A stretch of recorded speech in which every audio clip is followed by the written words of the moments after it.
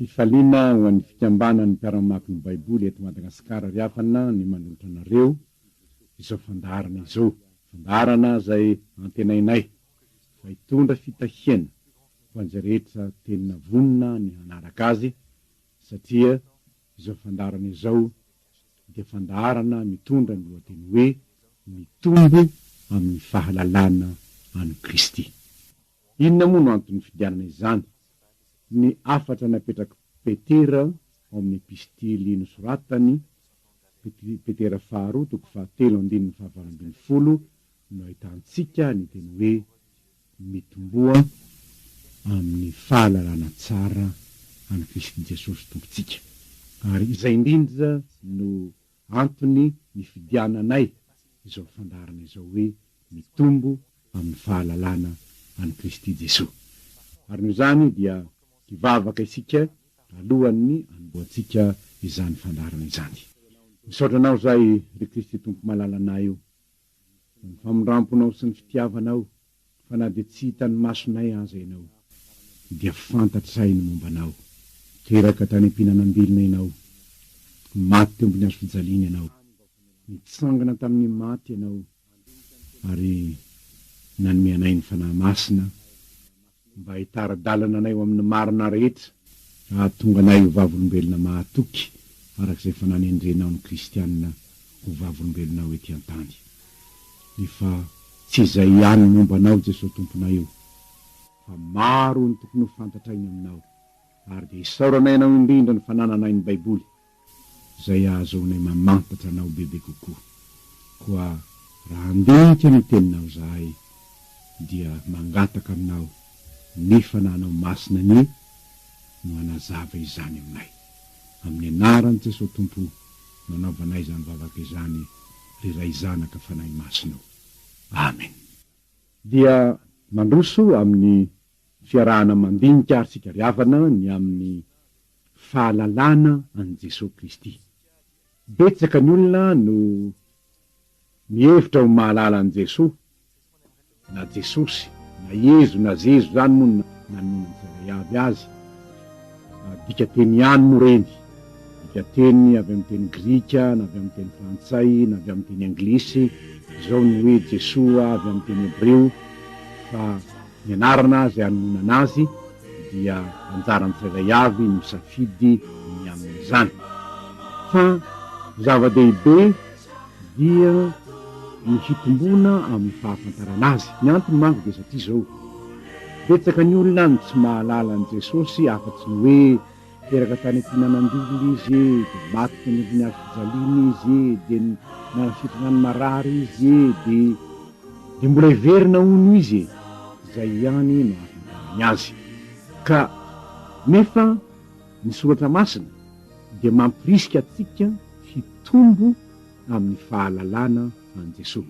Ny antony ihany koa dia satria zao, ianao zao raha mahita olona anankiray amin'ny televizion ianao, na mihaino olona anankiray mikabary ianao, dia mety ho hitanao izy fa ny sombotsombony momba azy ihany ny fantatrao. Asa nankalehany televizion zay olona io, zay ihany ny fantatrao. Fa ny tsipim-piainany dia tsy ho fantatrao mihitsy raha tsy misy olona manambara aminao ny momba azy, na ianao mihitsy no mifampiresaka aminy. Tany azy ny marina moa ny ity. Ka ny fitombontsika amin'ny fahalalana an' Jesosy dia tsy zavatra fihetsepo fotsiny, ary izay no somary atahorana kely. Raha ohatra ka fihetsepo fotsiny na sentiment fotsiny ihany no ahafantarantsika azy, fa tokony ho fantatsika lalindalina koa ny momba azy. Ary ahoana moa no ahafantarantsika lalindalina koa ny momba azy? Tsy maintsy hianatra ny momba azy sika, fa ny antony irintsika hahalalana azy bebe kokoa dia ny mba hiorena ny finoantsika amin'ny filazantsara marina, dia mazava loatra ny filazantsara ny fahasoavana. Ny filazantsara marina manko dia miorina amin'ny fahasoavan'Andriamanitra, nefa zany fahasoavan'Andriamanitra zany dia ao an' Jesosy Kristy koa no misy azy. karaha miresaka fahasoavana ivelan' Jesosy tsika dia tsy fahasoavan'Andriamanitra fa ny fahasoavan'Andriamanitra dia ao amin'ny Kristy no misy azy. Ny fahalalana ny fahasoavan'Andriamanitra ao amin'i Jesosy anefa dia tsy ho fantatsika mihitsy raha tsy miaraka mandinika ny soratra masina isika. Tsy hitanao any fivavahana hafa izany fahasoavan'Andriamanitra ao amin'i Jesosy Kristy tompo izany. Ary ambonin'izany dia misy teny izay Jesosy ihany no ahitantsika ny teny an'izany hoe dinihina soratra masina satria ireny no manambara ahy. Ary noho izany raha te hahalala hitombo amin'ny fahalalànan' Jesosy isika dia tsy maintsy ny Baiboly no andiniantsika izany. Ary zany Baiboly izany ahoana no azahoantsika milaza fa tenin'Andriamanitra marina io Baiboly io? Tsara aloha ny hoe mino fotsiny am'izay hoe za de mino fa tenin'Andriamanitra io e, tsara anie zany e, tsara zany. Kanefa zao ilaina ihany ny mba hahafantaranao hoe izao no antony inoko fa tenin'Andriamanitra io Baiboly io. Satria misy karazam-pivavahana maro eto ambonin'ny tany, ary ireny fivavahana maro reny dia samy milaza zay andriamanina izy, samy manana zay boky everiny fa bokin'Andriamanina izy.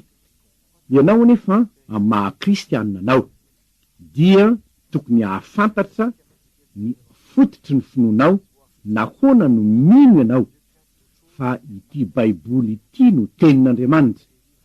Ary satria ny Baiboly no tenin'Andriamanitra, ny hevitra rehetra zay manohitra ny Baiboly de manohitra ny tenin'ilay Andriamanitra ao zany.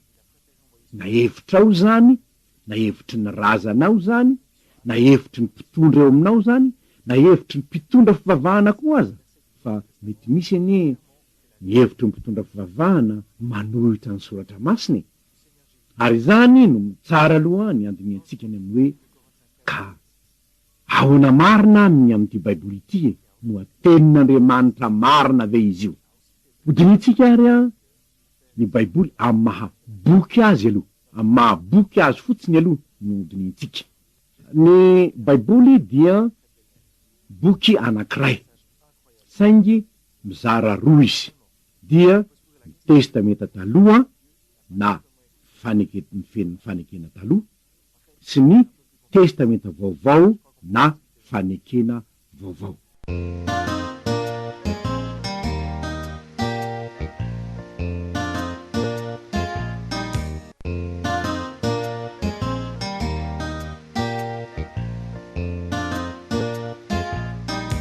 Ny ao amin'ny testamenta taloha dia misy boky azo zana hoe boky 7:30, ary ny ao amin'ny testamenta vaovao dia misy 7:20. Ny fikambananareo zany dia 9:80. Ka anankiray amin'ny maha boky azy fotsiny no jerentsika. Boky anankiray zany izy io, saingy zao boky natambatra ho iray, fa boky 9:80 no natambatra ho iray. Karazana biblioteka izy ray zany, saingy natao boky anankiray. Ny zavatra tsara marina ihany koa aloha ny amin'ny boky zay zany ny fijeritsika azy ivelany aloha. Boky anankiray mizara anankiroa lehibe, testamenta taloha sy testamenta vaovao. Eto koa nefa dia tsara marina fa ny boky matetika dia olona anankiray ny nanoratra azy, fa ny Baiboly kosa ny mpanoratra azy no nanoratana azy. Teny Hebreo no nanoratana azy amin'ny ankapobeny, ary ny testamenta vaovao dia teny Grika. Ary eto aho dia mba nazava kely ny amin'ireo boky zay atao hoe boky apokrifa, satria ny boky ny testamenta taloha dia soratana tamin'ny teny Hebreo, fa teo amin'ny taonjato fahatelo talohan'i Jesosy tompo dia nadika tamin'ny teny Grika io Baiboly amin'ny teny Hebreo io. Ary tamin'izany nantikana azy ho amin'ny teny grika izany no nidirany boky apôkrify zay mbola hitanao any amin'ny traduction œcuménique de la Bible Tob. Ka ny tonga ny réforme mazava loatra ny réformateur de milaza hoe tsy original amin'ny teny hébreu ny boky apôkrify ary n'izany de iverina amin'ny original tsika dia zany no nanesorana ny boky apôkrify tsy ho ao amin'ny baiboly protestante. Tantara ihany no ambarako aminareo satria mety misy aminareo laza hoe efa ahoana ary nga misy baiboly samihafa. Ny antony tsy ahitana ny boky apôkrify ao amin'ny baiboly protestante de satria teo amin'ny taonjato fa 910 rehefa tonga ny réforme dia ny réformateur sahala amin'ny Calvin mba amin'ny Luther zany dia tsy nanaitry ny ampidirana ny boky apôkrify ho isan'ny original satria tsy tamin'ny teny hébreu ireo boky apôkrify reo fa tamin'ny teny grika. Ka nanoratana ny baiboly zany amin'ny ankapobeny dia ny teny hébreu ny testamenta taloha ary teny grika ny testamenta vaovao. Ahoana no azontsika amintinana ny ambaran'ny baiboly manontolo? Ny testamenta taloha de azo fitinina am'izao feheza teny tsotra zao hoe ho avy ny mpamonjy. Izay no azontsika amintinana ny testamenta taloha. Mbola hoazavaitsika aorina ny anton'izany. Ny testamenta vaovao kosa dia azontsika fitinina amin'ny hoe tonga ny mpamonjy. Ny testamenta taloha ho fitinitsika hoe ho avy ny mpamonjy, ny antony de satria izao: raha ny baiboly manontolo ny jerena de noforonina ho mpanjaka ny zavaboary ny olombelona ary natao iaina teo anilan'Andriamanitra izy, tafasaraka tamin'Andriamanitra nefa izy noho ny fidirany fahotana teo amin'ny fiainany, ary dia mila mpamonjy izy ratan'izy ireo.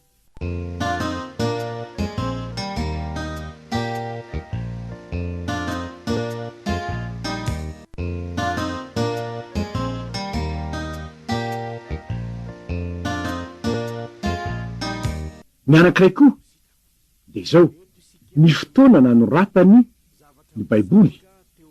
Raha mamaky ny baiboly sika ka mijery ny Genesis, ny fotoana nanoratana ny Genesis sy ny fotoana nanoratana ny Apokalipsy zay boky farany eo amin'ny baiboly, de ho gaga isika fa farafahakeliny de 500 taona no elanelan'ny fotoana nanoratana ny Genesis sy ny Apokalipsy. Zany hoe ny bokin'ny baiboly manontolo dia tao anatiny 500 taona vao nitambatra ho boky anankiray ireo boky ireo.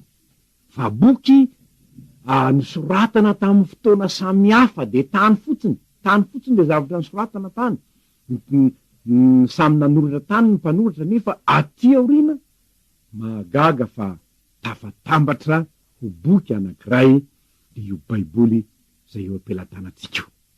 Zavatra mahagaga zany zavatra zany. Ny anankiray koa de ty ny teny nanoratana ny baiboly hatrany am-piandohany. Ny testamenta taloha dia amin'ny ankapobeny teny hébreu no nanoratana azy. Teny hébreu nanoratana azy amin'ny ankapobeny, ary ny testamenta vaovao dia teny grika. Ary eto aho dia mba hanazava-kely ny amin'ireo boky zay atao hoe boky apôkrify, satria ny boky ny testamenta taloha dia soratana tamin'ny teny hébreu, fa teo amin'ny taonjato fahatelo talohan'i Jesosy Tompo dia nadika tamin'ny teny grika baiboly amin'ny teny hébreu io, ary tamin'izany nantiana azy ho amin'ny teny grika izany no nidirany boky apôkrify zay mbola hitanao any amin'ny traduction œcuménique de la Bible Tob.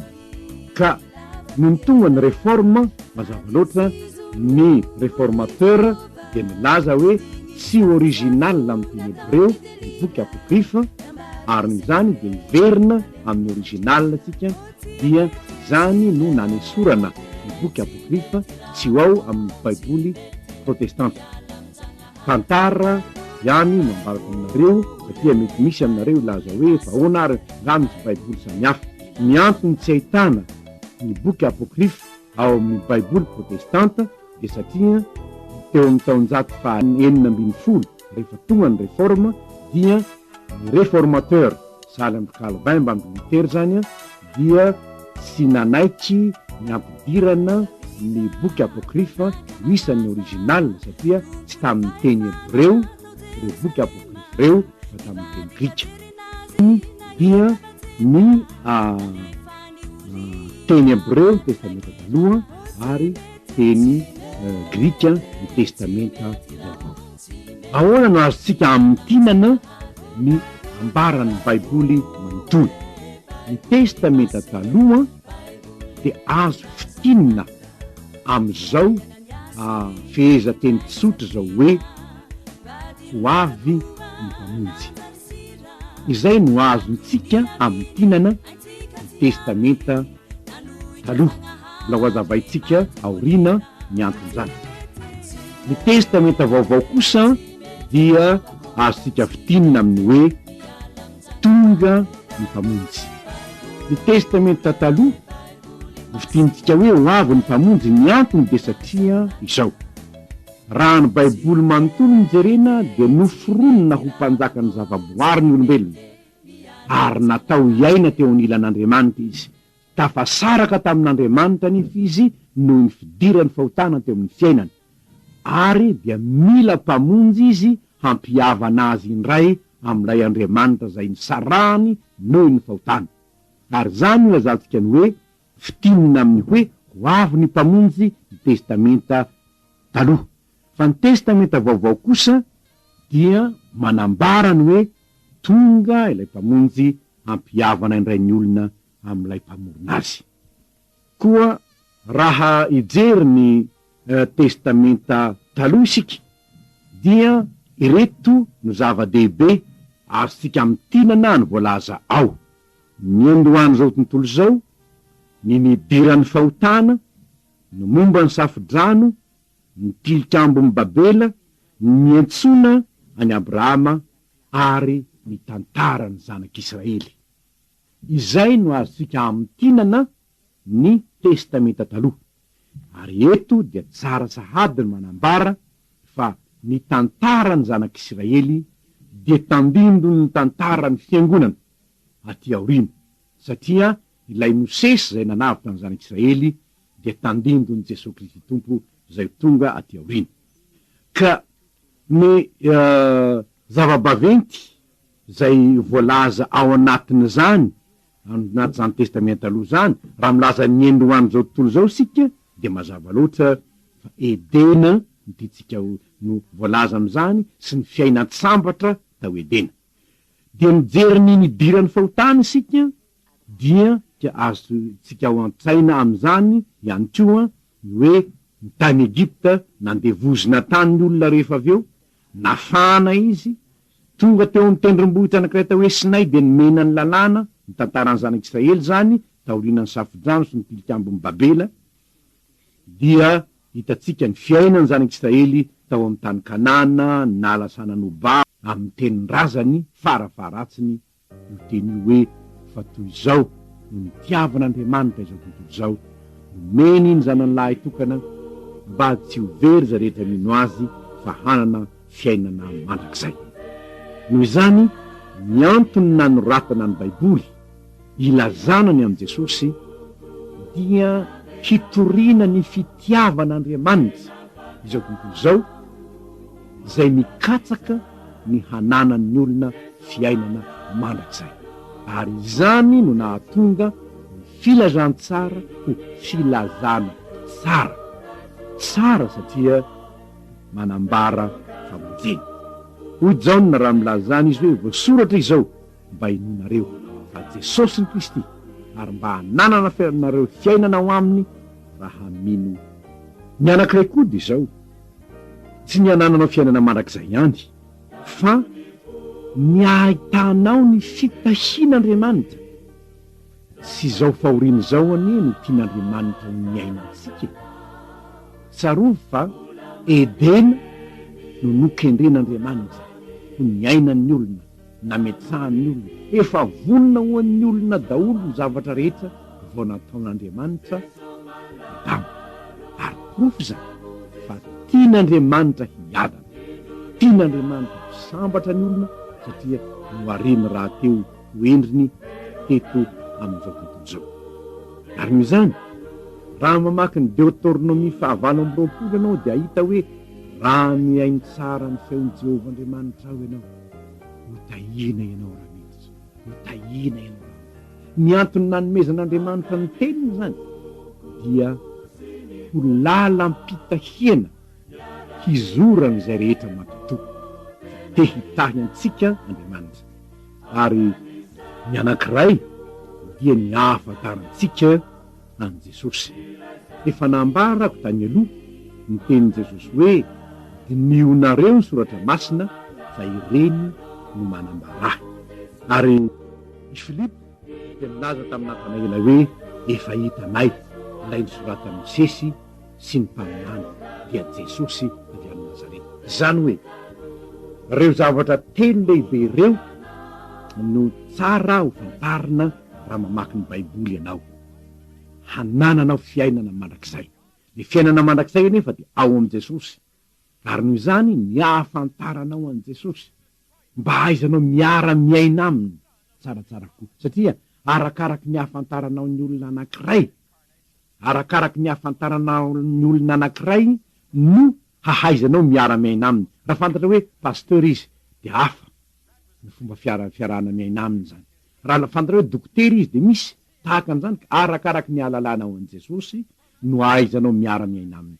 Noho izany aoka hiara-mandinika ny tenin'Andriamanitra sika amin'ny avy mba hahafantaranao ny amin' Jesosy, mba hitombonao amin'ny fahalalàna azy. Ary dia voninahitr'Andriamanitra ny fahatsarany ny fifandraisanao amin'ilay ny rahin'Andriamanitra hiara-miaina aminao isan'andro. Ary ny Baiboly dia manamafy izany.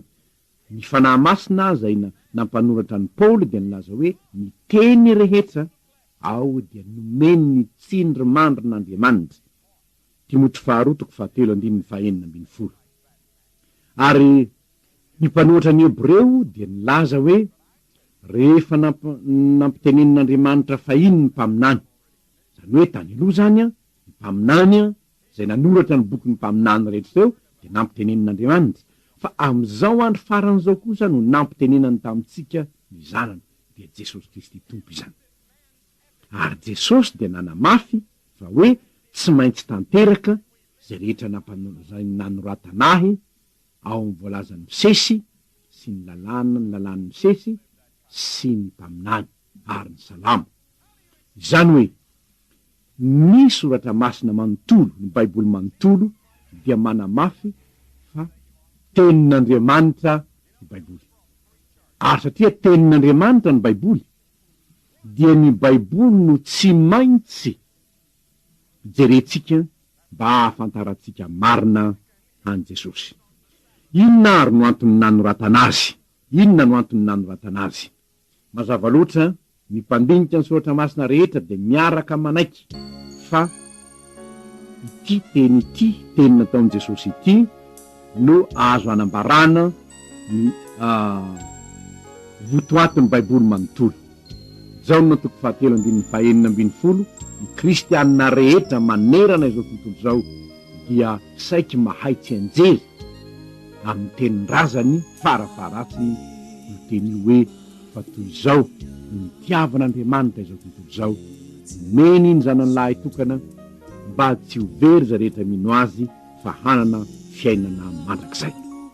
Noho izany ny antony nanoratana ny Baiboly ilazanany amin'i Jesosy dia hitoriana ny fitiavan'Andriamanitra izao tontolo zao zay mikatsaka ny hananan'ny olona fiainana mandrakizay.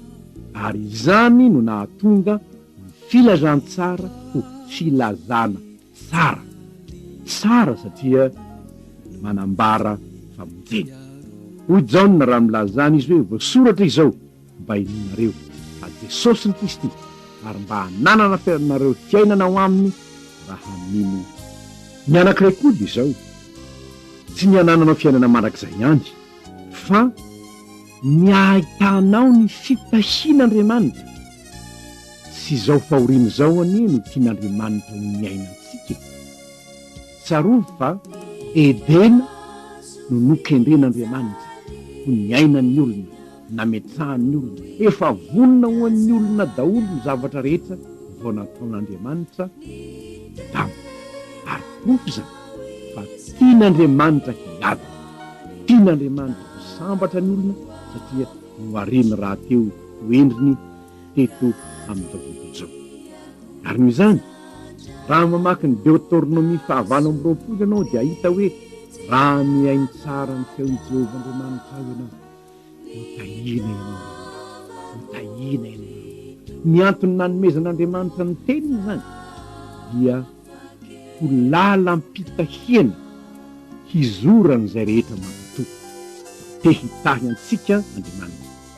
Ary ny anankiray dia ny ahafantarantsika any Jesosy. Efa nambarako tany aloha ny tenin'i Jesosy hoe nionareo ny soratra masina fa ireny no manambarahy. Ary i Filipo dia nilaza tamin'ny Natanaela hoe efa hitanay ilay nisoratany Mosesy sy ny mpaminany dia Jesosy dia Nazareta. Zany hoe ireo zavatra telo lehibe ireo no tsara ho fantarina raha mamaky ny Baiboly ianao. Hanananao fiainana mandrakizay. Ny fiainana mandrakizay anefa dia ao amin'i Jesosy. Ary noho izany ny ahafantaranao an'i Jesosy mba haizanao miara-miaina aminy tsaratsara fito. Satria arakaraky ny ahafantaranao ny olona anankiray, arakaraky ny ahafantaranao ny olona anankiray no hahaizanao miara-miaina aminy. Raha fantatra hoe pasteur izy dia hafa fomba fiarahana miaina aminy zany. Raha fantatra hoe dokotera izy dia misy tahaka an'izany. Arakaraky ny ahalalana ao amin'i Jesosy no hahaizanao miara-miaina aminy. Noho izany aoka hiara-mandinika ny tenin'Andriamanitra sika amin'ny avy mba hahafantaranao ny amin'i Jesosy, mba hitombonao amin'ny fahalalana azy. Ary dia voninahitr'Andriamanitra ny fahatsarany ny fifandraisanao amin'ilay ny rahin'Andriamanitra hiara-miaina aminao isan'andro.